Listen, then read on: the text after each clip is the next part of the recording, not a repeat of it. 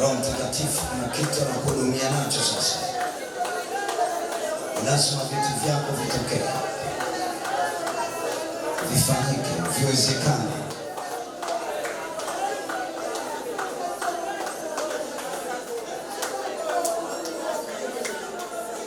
Weka mkono wako wa kulia katika kifua, mkono wa kushoto inua juu. Sema, moyo wangu namwazimisha Bwana. Nafsi yangu leo haitaambatana tena na nguvu za giza, na nguvu za umaskini, na nguvu za kuonewa, na nguvu za matatizo. Yesu nisaidie. Inua juu kabisa, inua juu kabisa. Sema, Bwana Yesu, kila roho ya kushindwa haitatawala maisha yangu, haitasogelea maisha yangu, haitasogelea amani yangu. Yesu nisaidie. Hebu sema, Bwana Yesu, mwezi wa 11 nastopisha kila roho inayonifuatilia ili nishindwe kwenye maisha yangu. Haina nguvu, haina mamlaka, kwa damu ya Yesu, kwa nguvu za Yesu. Sema, Bwana Yesu, nafsi yangu naiachanisha leo na kila roho yoyote chafu inayotembelea, inayonyemelea kwenye maisha yangu, kwa damu ya Yesu, kwa damu ya Yesu. Yesu nisaidie. Weka mkono wako mwingine kwenye kifua. Kamata vizuri kifua chako kwa mikono yako. Nafsi ya mtu inabeba mema na mabaya. Weka tu mikono yako vizuri. Weka mikono yako kwenye kifua. Ninaomba tuangalie wale ambao wameweka mkono kwenye shavu. Weka tu kwenye kifua chako. Mungu atakusikia. Weka tu kwenye kifua. Sema, Bwana Yesu, mwezi wa 11 nafsi yangu naiachanisha na yale mabaya yote ya dunia hii yaliyokamata maisha yangu toka mwezi wa kwanza mpaka huu sasa wa 11.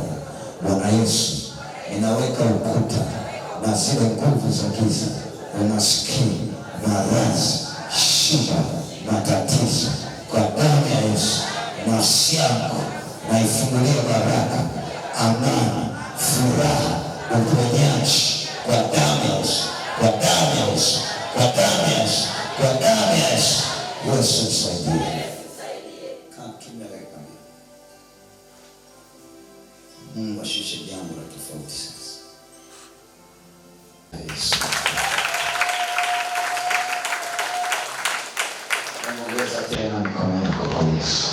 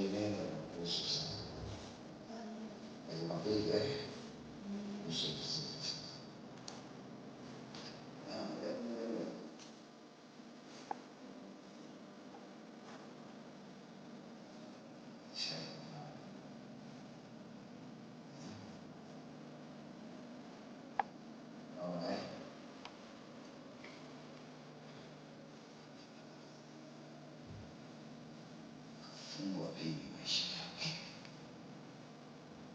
Tafungukia wapi? Na Yesu. Emily. Urumani. Kata tu. Sogea kwa. Sogea. Chia huko.